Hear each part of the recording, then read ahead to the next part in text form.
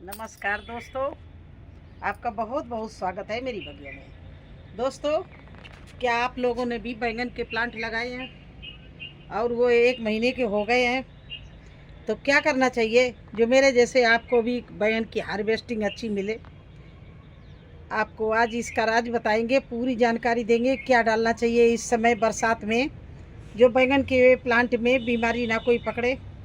क्योंकि इस समय ऐसा मौसम होता है कि बारिश की वजह से हर समय गीली मिट्टी रहती है और बैंगन में बहुत सारे कीड़े लग जाते हैं, वायरस लग जाते हैं, पत्ता मरोड़ की बीमारी लगता है, माऊ की बीमारी लग जाती है, छेदक की बीमारी कीड़े लग जाते हैं। इस तरह से 50। अब देखिए दोनों प्लांट लगाए, एक ये हमारा प्लांट देखिए, इसके पत्ते देखिए, और एक ये प्लांट लगाया, इसके पत्ते देखिए। इसके पत्ते मैं निकाल भी चुकी हूँ, देखिए अभी आपको दिखा रही हैं। इसमें रोग पकड़ लिया है। तो देखिए इस पत्ते को मैं काट रही हूँ और ये पत्ता अंदर बिल्कुल सिकुड़ रहा है। और ये देखिए बहुत अगर आप ध्यान से देखेंगे तो महीन आपको कुछ कीड़े नज़र आएंगे। जैसे ये है बहुत छोटे छोटे, ये रस चूसने वाला कीड़ा लग गया है। तो इसके हमने बहुत सारे पत्ते निकाल भी दिए पहले भी, और अब भी निकाल रहे हैं, इसको रोग मुक्त कर रहे हैं। देखिए इसमें देखिए कितने ज़्यादा लगा हुआ है, बिल्कुल सफ़ेद पड़ गया पत्ता। इसमें मिलीबग भी लग सकती है इस समय। तो दोस्तों इस तरह से अपने इस पत्ते को, ये देखिए जो मिट्टी में टच हो रहे हैं उनको निकाल दीजिए, मिट्टी नहीं लगने दीजिए। और प्लांट में ये जो आपका जितने ख़राब पत्ते हैं उनको निकाल दो और इसके बाद मिट्टी की गुड़ाई कर दो। इस तरह से मिट्टी की गुड़ाई कर दो। इसीलिए मैं 2 प्लांट लगाती हूँ। अगर ये ख़राब हो, ये प्लांट नहीं सही रहा तो इसको मैं निकाल दूँगी और दूसरा प्लांट लगा लूँगी। लेकिन अभी तो ये भी अच्छा चल रहा है। और देखिए इसमें फूल भी आने लगा, ये फूल आने लगा, कली बनने लगी। ये देखिए इसमें भी कली बन रही है। लेकिन इसके पत्ते देखिए कितने मस्त हैं और ये पत्ते बहुत कमज़ोर से हैं। तो मैं देख रही हूँ उपाय करके, अगर नहीं सही रहा तो इसको निकाल के मैं दूसरा प्लांट लगा दूँगी। इसके पत्तों में बीमारी ने पकड़ लिया। ये देखिए वाइट कलर के कीड़े हैं, ये रस चूसक हैं और सारा रस चूस लिया है इन्होंने इस प्लांट के। तो दोस्तों इस तरह से मैंने इसके सारे पत्ते निकाल दिए और इसका पत्ते निकालने से कुछ ख़राब नहीं होगा, ये बहुत अच्छा चलेगा। बस इसकी बीमारी ख़त्म करनी है। तो देखिए इस तरह से इसके सारे पत्ते निकाल लिए। ज़रूर ध्यान रखना, बारिश में बहुत सारे बैंगन में कीड़े लग जाते हैं तो उनका विशेष ख्याल करना पड़ता, नहीं तो आपका पेड़ बर्बाद हो जाएगा। अब दोस्तों इसमें नाइट्रोजन की इतनी आवश्यकता नहीं है जितनी इस समय ये मिट्टी जो गीली है इसको सुखाने की चीज़ डालनी है। दूसरी बात है, इसमें वो चीज़ डालनी है जिसमें फास्फोरस, पोटेशियम, मैग्नीशियम हो और कैल्शियम, आयरन हो। तो ऐसी चीज़ें इसमें डालना है। ये मेरे प्लांट 30-35 दिन के हो गए, 1 महीना के ऊपर हो गए हैं और ये बस अब फल और फूल पर आने वाले हैं। तो अगर आप इसमें पोटेशियम, मैग्नीशियम, सल्फर या इसमें कैल्शियम, आयरन डालेंगे तो पानी में आपका प्लांट और भी अच्छे से बढ़ेगा, ग्रोथ पकड़ेगा और इसमें फल फूल बहुत जल्दी आएंगे, ये फलों से भर जाएगा। और अगर आपने नाइट्रोजन डाला तो ये केवल बढ़ता रहेगा, इसमें फल फूल नहीं आएंगे।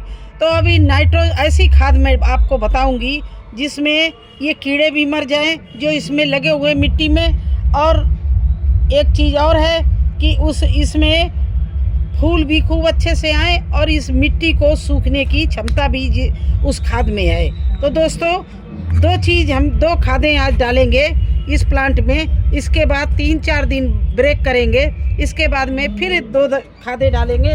इस तरह से इस अपने प्लांट को मैं बचाऊंगी। तो पहली चीज़ तो दोस्तों ये है चूना। ये देखिए ये खाने वाला चूना है और इसको हम आज पानी के साथ नहीं डालेंगे, आज इसको मैं सूखा डालूंगी। और चूने में आपको पता है कितनी क्षमता होती है। इस समय पत्ते पीले पड़ रहे हों, पत्ते झड़ रहे हों, प्लांट पीला पड़ रहा हो, ग्रोथ ना पकड़ रहा हो, तो ये कैल्शियम और इसमें मैग्नीशियम होता है, इसको डालना बहुत ज़रूरी होता है। तो देखिए दूर दूर डालेंगे गमले में, इस तरह से आसपास, गमले के आसपास 1 चम्मच ये चूना मैं डालूँगी चारों तरफ।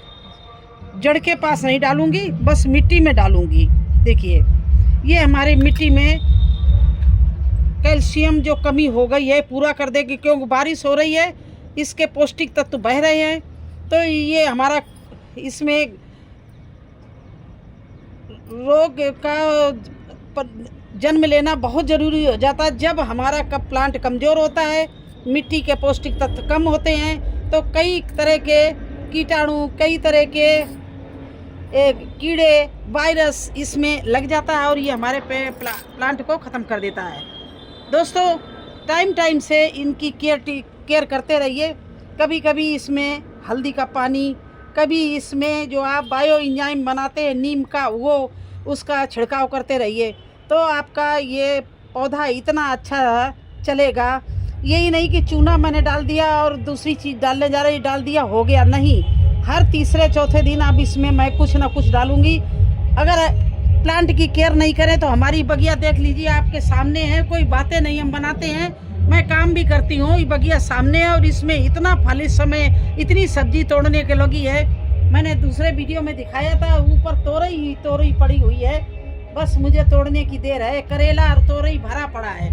तो दोस्तों इनकी मुझे केयर करनी पड़ती है। कैसे केयर करते हैं हम समय समय पर आपको बताते रहते हैं। अब दूसरी चीज़ जो मैं डालने जा रही हूँ, ये देखिए इसमें क्षमता होती है पानी, मिट्टी को सुखाने की।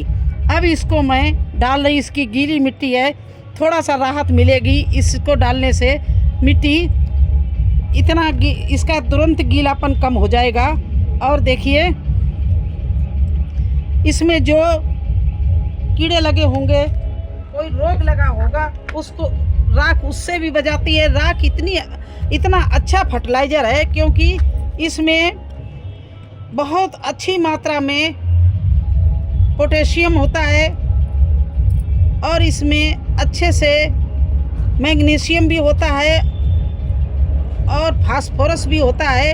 तो इस राख को डालने से आपके प्लांट में फल फूल एकदम नहीं आते होंगे, तब भी आने लगेंगे।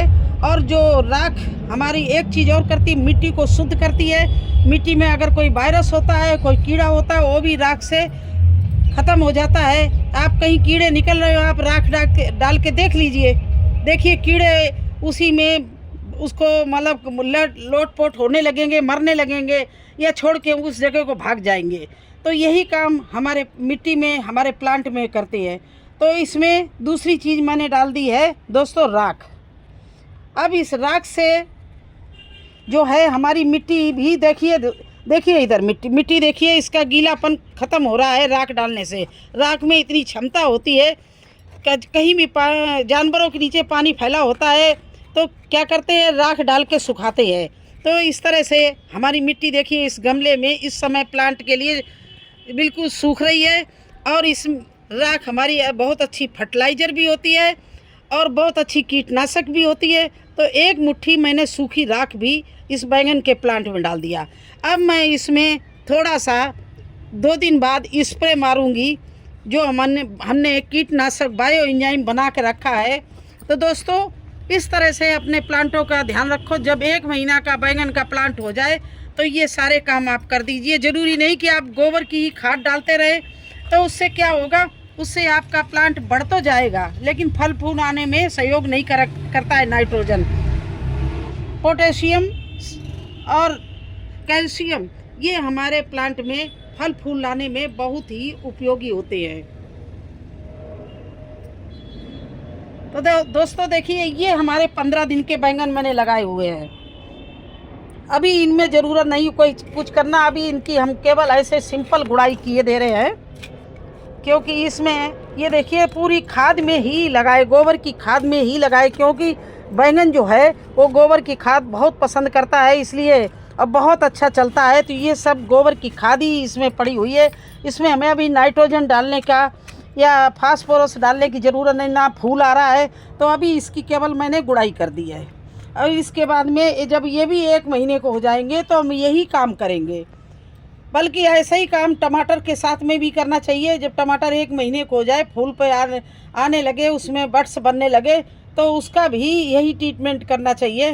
तो इस तरह से आप अपनी बगिया का केयर कर सकते हैं, प्लांट का केयर कर सकते हैं। बारिश में हर प्लांट की केयर करनी बहुत ज़रूरी है। तो कैसा लगा आपको हमारा ये बैंगन का ट्रीटमेंट, बैंगन का इलाज? जो हमारे बैंगन में पत्तियों में रोग लग गया था, उस पत्तियों को मैंने निकाल दिया। इसके बाद चूना और राख डाल दिया और यही मुझे आज करना था। तो मैंने सोचा आपको भी बताएं, शायद आपने भी बैंगन लगाए हों, अगर ना भी कीड़े लगे हों तब भी आप 1 महीने के प्लांट में ये काम राख ज़रूर डाल दीजिए, जिससे आपके बैंगन में फल फूल बहुत अच्छी तरह से है। राख और चूना हमारे प्लांट के लिए बहुत ही उपयोगी है और फल फूल से, इन चीज़ों से फल फूल भर जाते हैं और अच्छी हार्वेस्टिंग मिलती है। हार्वेस्टिंग करते करते आप थक जाएंगे अगर आप इस तरह से केयर कर लेंगे। तो फिर मिलते हैं एक अगले वीडियो में, तब तक के लिए मुझे आज्ञा दीजिए। धन्यवाद।